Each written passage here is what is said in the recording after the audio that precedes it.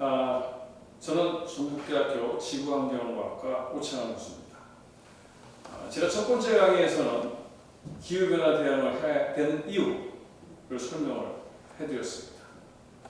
2037년 북극빙하가 녹고 우리 자녀와 손자, 손녀가 엄청나게 고통받고 죽을지도 모르기 때문에 우리는 이 기후변화 대응을 절실하게 생각하고 지금부터 움직여야 된다라는 말씀을 드렸습니다. 두 번째 강연으로는 우리는 지구를 살릴 수 있을까라는 강연을 하려 합니다. 지구를 살리자 많이 들어보셨죠? 우리에게 아주 대표적인 환경구호입니다. 지구를 살리자. 근데 살리려면 지구가 살아있는지 죽어있는지 먼저 알아야 되지 않습니까? 그래서 많은 분들의 질문하면 이렇게 대답을 합니다. 인간이 살아있기 때문에 지구는 살아있다. 근데 지구 나이는 46억 년입니다. 근데 인간은 300만 년 정도밖에 살지 않았죠. 그러니까 지구는 45억 9,700만 년을 인간 없이 존재했기 때문에 인간이 살았다고 지구가 살았다고 얘기할 수는 없습니다. 또 이 지구는 아주 원시적인 생명체가 없이 존재했던 시기가 한 7억 년이 되기 때문에 생명체가 있기 때문에 지구가 살아있다라고도 말할 수가 없죠. 그러면 지구는 과연 살아있을까요? 죽어 있을까요? 이 지구가 처음에 어떻게 만들어지냐면 운석들이 서로 충돌해서 점차적으로 사이즈가 커지게 됩니다. 이게 충돌할 때 열이 발생하고요. 엉성하게 엉겨져 있는 운석들이 중력에 의해서 수축하면서 위치 에너지가 열 에너지가 되고요. 이때는 지구에 방사능 물질이 지구보다 훨씬 많았기 때문에 방사능 붕괴가 되면서 열이 이 지구 안에 축적이 됩니다. 그 열이 지구 안에 핵에 축적이 되고 이 핵은 멘틀을 움직이게 되고 그 멘틀은 이런 지진 화산을 일으키면서 지구의 모습을 변화시킵니다. 운석의 덩어리에서 육지를 만들고 하늘을 만들고 태양을 만들고 공기를 만들고 그러면서 인간들이 만들어져 오죠. 그래서 이게 지구는 지구 내부의 이런 에너지와 태양이 주는 태양 에너지 두 개의 에너지를 가지고 자기의 모습을 계속 진화시켜 오고 그 결과물이 우리입니다. 따라서 지구는 지구 내부의 에너지가 다 없어지거나 태양이 없어지지 않는 한 죽지 않죠. 즉 이런 에너지는 인간들이 보태거나 뺄 수 있는 정도의 에너지가 아닙니다. 그러니까 지구를 죽고 사는 것은 우리 인간이 결정하거나 관여할 수 있는 일이 아니라는 것이죠. 그럼 우리가 과연 뭘 하고 있을까요? 환경운동으로. 우리가 인간이 과연 죽으면 지구가 없어질까요? 공룡이 죽었을 때 지구는 없어지지 않습니다. 공룡만 없어졌을 뿐이죠. 지구는 우리에게 꼭 필요하나 지구는 우리가 꼭 필요하지 않습니다. 그래서 지구는 우리가 죽이고 살리는 대상이 아닐 뿐 아니라 우리가 하고 있는 환경운동은 지구를 살리는 것이 아니라 지구에 살아남기 위한 것이다. 그래서 이 구호는 우리 인간들로 하여금 착각을 하게 만드는 요소를 가지고 있습니다. 환경운동은 여유가 있을 때 내가 좀 살려줘 볼까? 하는 이러한 잘못된 생각을 갖게 할 수가 있죠. 그래서 이제 환경구호는 당신의 자녀를 살려야 한다. 저는 이렇게 바뀌어야 된다고 생각을 합니다. 두 번째로 인간이 지구의 주인인가요? 주인이고 싶겠죠. 이 지구는 46억 년에 걸쳐서 만들어졌습니다. 38억 년 전에 최초의 생명체가 나타나면서 산소를 공급하죠.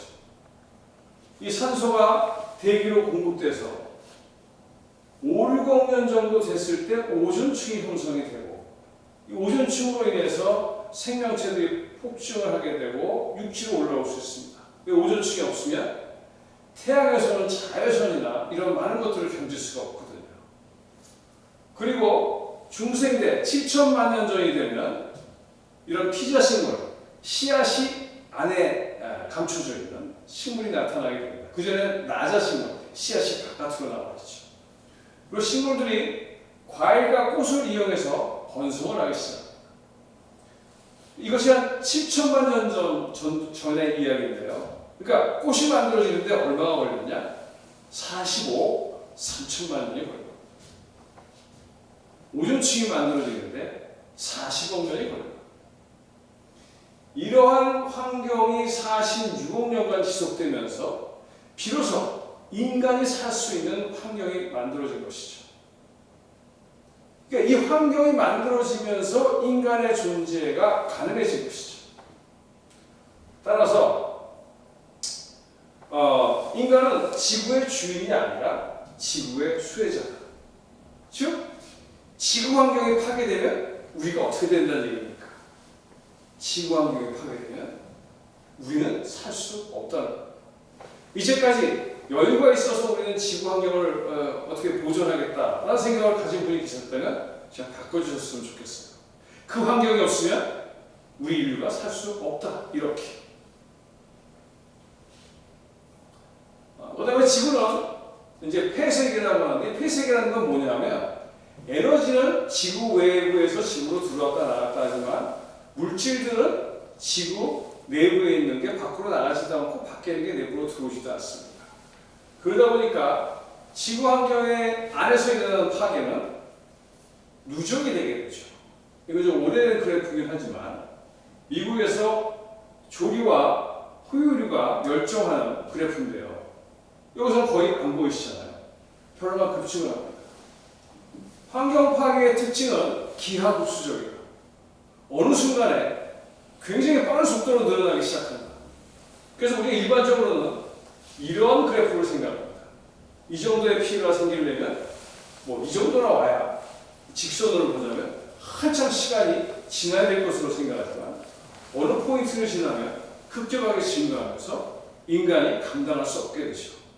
따라서 그런 포인트가 오기 전에 우리는 변화를 일으켜야 됩니다. 그래서 지구환경 파괴는 기하급수적으로 증가합니다.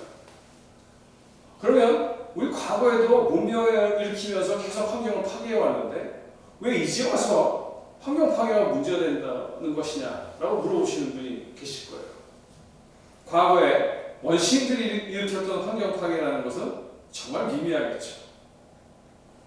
지금으로부터 100년 전만 하더라도 산업혁명이 이제 막 시작하는 100년 좀 더 됐군요. 그때만 하더라도 이 자연 파괴 능력은 현재에 비하면 미미했을 겁니다. 지금은 인구가 엄청나게 증가했고 엄청난 과학의 발전으로 환경 파괴의 속도와 양이 과거와 비교할 수가 없게 된 것이죠. 그래서 좀 비유해서 표현하자면 인간의 능력이 굉장히 커져서 스스로를 멸종시킬 수 있을 만큼 사회를 변화시킬 수 있는 능력을 가졌다. 이렇게 말할 수 있을 것 같습니다. 그래서 이렇게 지구환경 파괴가 기하급수적으로 늘어난다는 것을 우리는 염두에 두고 빨리 대책을 세워야 된다는 것이죠. 그리고 이제 지구는 인간에게 유일한 거주지다라는 겁니다. 이걸 보시면 이거는 이제 태양이고요. 이게 태양인데 여기 토성까지만 그려놨습니다. 지구에서 태양까지 거리를 1AU라고 하는데 그 거리는 지구 지름의 4,000배 정도 되죠. 따라서 여기 지구를 점으로도 찍을 수 없어요. 그래도 과장이 되는 것이죠. 그런데 여기서 보시면 이 화성 위치에 가면 물이 얼음으로 존재합니다. 이 금성에서는 가스로 존재하죠. 수증기.